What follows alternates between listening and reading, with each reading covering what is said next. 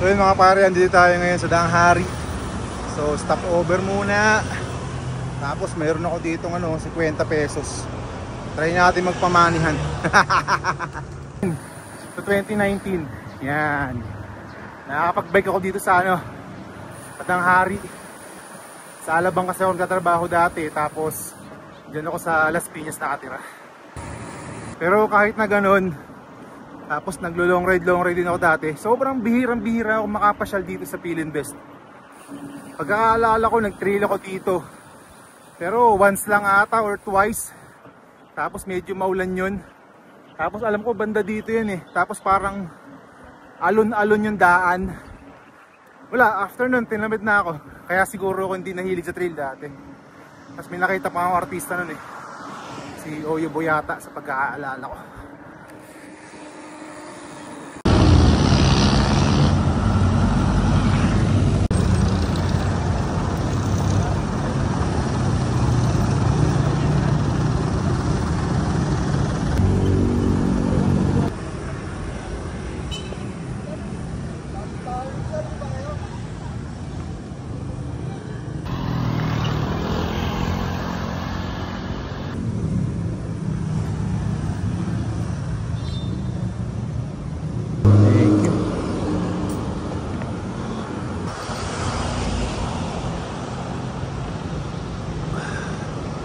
Sarap eh.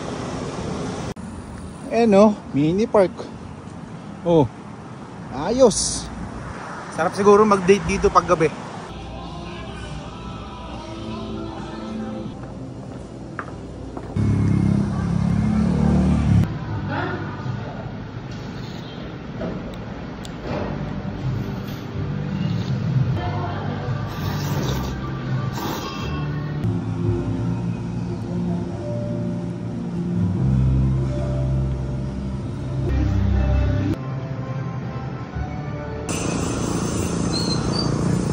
So yun mga pare, tapos na tayo magpares, mag-ramen, tonkatsu.